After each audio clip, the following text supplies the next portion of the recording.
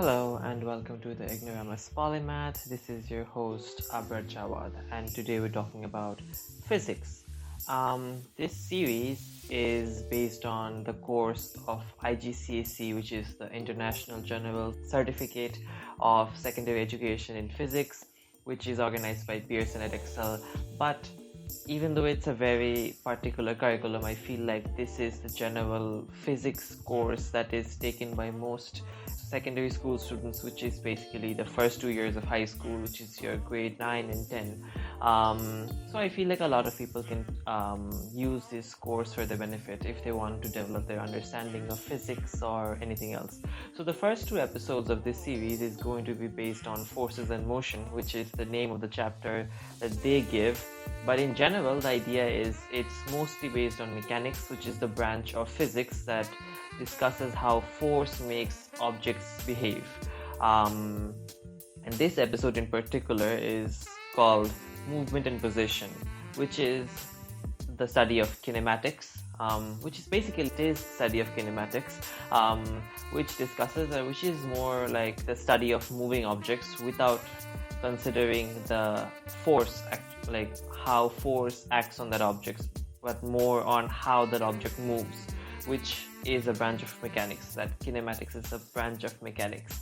So the course itself, or the series which I'm doing, which I'm studying for, consists of a lot of graphs, but unfortunately, since this is a podcast, I'm not able to show a lot of the graphs. So I'll try and focus mostly on developing the intuition and the concepts behind what we learn rather than the graphs, and I'll still give some pointers on how you can use those graphs to learn and use those graphs to find information and etc. Right?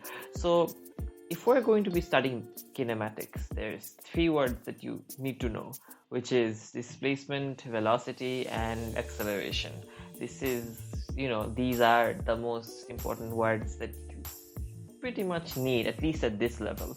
So moving on to that, but first talking about scalar and vector quantities. So I think you've already heard of this. I hope you've heard of this, but even if you haven't, it's completely fine. I'll tell you what it means. Scalars are basically magnitudes, just magnitudes. So if I'm telling you that I am moving at 20 meters per second, that I'm telling you a scalar quantity. But if I tell you something like I'm moving at 20 meters per second to the left or to the right or to the north, I'm giving you a direction. That is a vector. A vector has a magnitude and a direction. So that's the difference between scalars and vectors. But more to understand what exactly is the difference between displacement and distance, because both of these are often confused and interchanged, but they're not the same thing. They're different things, just that the definitions sound a lot like the same thing, but it's not. So imagine that you're in one point. Imagine you're at home and you want to go to school. So if you move from your home to your school and then you come back home. So you went from your home to your school and then you came back home. 2 questions here. Question number 1, how much have you traveled? Well, it's pretty easy. I went to school, I came back, so I traveled however much is twice the distance or the length between my school and my home. I've traveled twice of that because I went from home to school and then from school to home. So that's twice the distance or length. So that's the distance of how much you've traveled. But the displacement is a little different. Displacement tells you how much have you traveled from your initial position. Well, I was home, I went to school, but then I came back home. So how far am I from my initial position? Well, 0, because I'm still home. So displacement would tell me that there is no displacement at all, but distance would tell me that I've moved how much, and displacement tells me how much I've moved from my initial position, which is in this case 0. So that's the difference between distance and displacement. Moving on to speed. Speed tells us how much we move or how much distance is covered every second. So it looks something like me telling you I'm moving at 20 or 30 meters per second, or 50 meters per second, or 10 meters per second. But that's pretty much the idea of how distance is, well, how much distance changes over time. So per second, that's your speed. So something that you need to keep in mind is speed is pretty much always changing. That means, speed is not always constant, at least in realistic cases. Sometimes it's a little high, sometimes it's a little low, sometimes it changes, sometimes it goes up, down. So you can't really tell for sure what is the exact speed of an object, of a moving object over a period of time. So for that, you need to find out the average speed. But how do you find out the average speed? Well, but there is a formula for it, and I will tell you the formula. But it's easier to understand it in this way. Well, you traveled 20 meters, okay, and it took you 5 seconds. So if we divide the total distance that I've traveled by how much time was taken, what do I actually get? I get the average speed.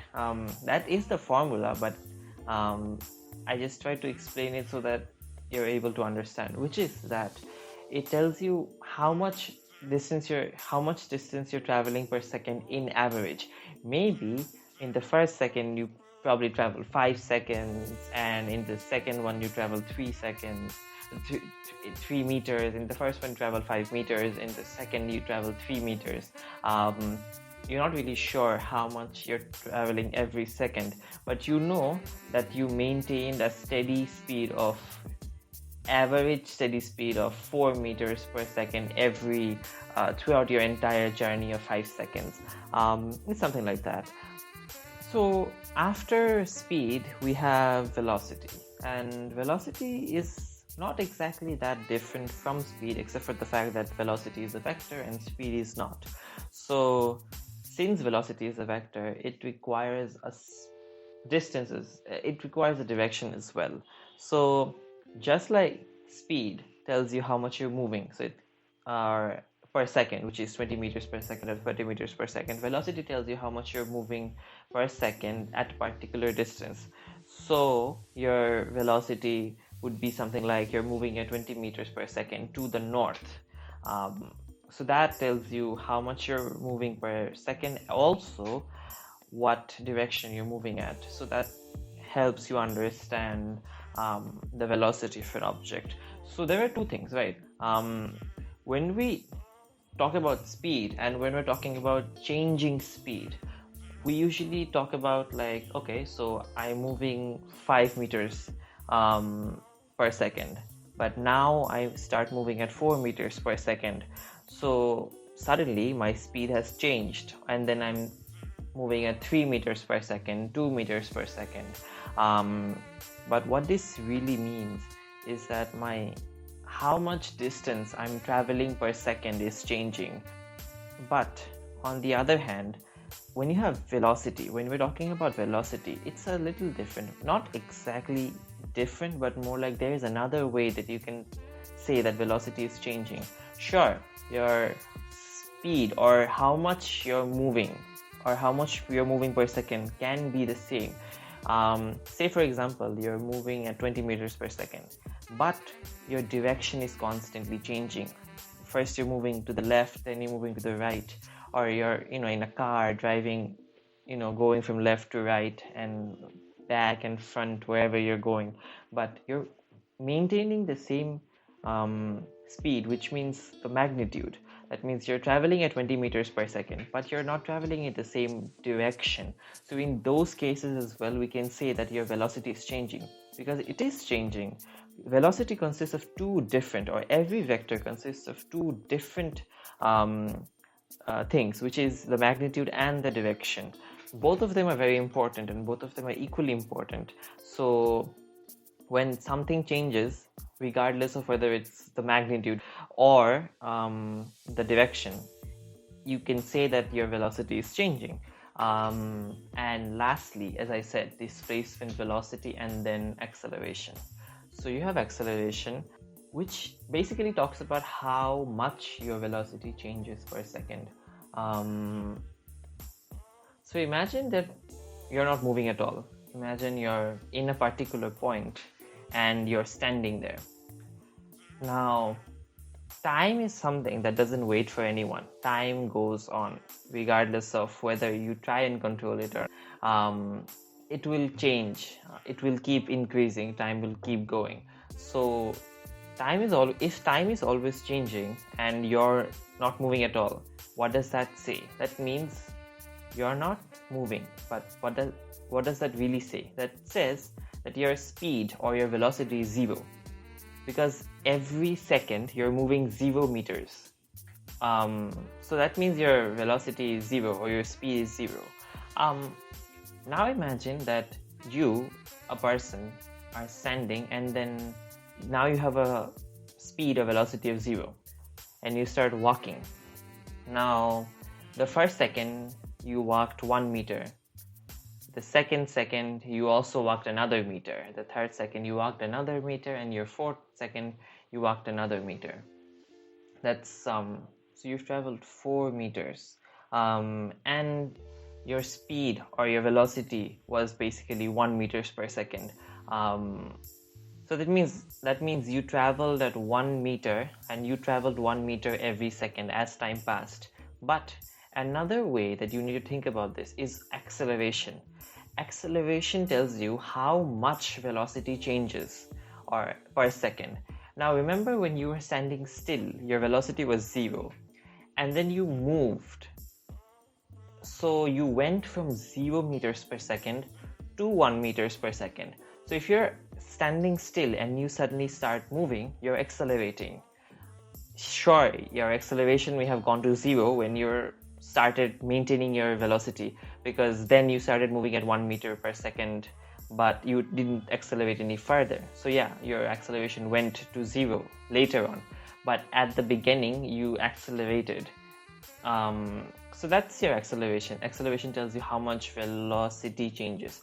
So now imagine you're moving again, but this time you're standing still and you walk 1 meter the first second. In the second second, you move 2 meters. In the third second, you move 3 meters. In the fourth, you move 4, and then 5, and then 6. What does this say? This tells us that, if you think about this, it means that every second you move 1 more meter than how much you traveled before. In the first second, you traveled 0 seconds, and then you moved 1. In the first second, you moved 0 meters. In the second, you moved 1 meter, and then you moved 2 meters, and then 3 meters. So every second, you move 1 more meter than before. That means your distance traveled is increasing 1 meter every time 1 second passes. And that's basically acceleration. So your acceleration is 1 meter per second square. The unit has always been a little confusing for me, because okay, sure, meters per second, but then what does meter per second square mean? Why is it second squared, or what does it mean? But I think of it like this. I think of it like meters per second per second. So it tells you how much meters per second is changing per second. So I guess that makes things a little easier to understand. It tells you how much your speed is changing, or how much meters per second is changing per second. That's your acceleration. So for that example that I gave you, your acceleration was 1 meter per second, because every second passes, you're moving 1 meter more than you were before. Same goes for deceleration as well, which is basically slowing down, but more on that in the next episode. Well, the next thing that we usually talk about is, now that we're done with almost everything that we wanted to talk about, the extra thing that I wanted to tell you that is actually part of my course, but I mentioned that I cannot really explain it to you, are the graphs. But I hope you guys know how graphs are plotted in general, and also what is gradient. If you don't, gradient is telling you how much your y changes, or how much your y value changes over x, or every time x changes, how much your y changes. So that's why we usually plot, when we're plotting these graphs, or how much distance is traveled every second, or how much velocity changes per second, what we usually do is we put y on the y-axis, everything like displacement or distance or speed or velocity or acceleration, that's usually on the y-axis, and time is on the x-axis. There's a reason for this. So remember how speed is telling you how much distance is changing per second. So like how much distance is being traveled per second, or how much, or velocity or acceleration tells you how much velocity is changing per second. So that's exactly how this works. If you can find the gradient of this curve, or if of this line or whatever, then what you can find out is the next thing.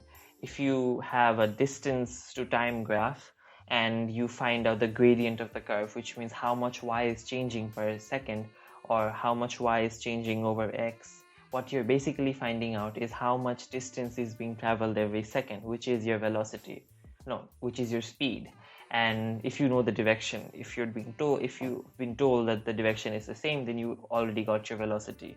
And then if you have a velocity time curve or graph or whatever you call it, if you find out how much y changed over x, in that case you found out how much velocity is changing, or how much velocity is changing per second, which is your acceleration. So that's usually why we plot anything that we can control, or anything that we're studying, on the y-axis and time on the x-axis. So it's easier to understand the rate of change over time. So I think that's pretty much it. Thank you for listening to this podcast, and I wish you all the best in your journey of gathering knowledge. Thank you.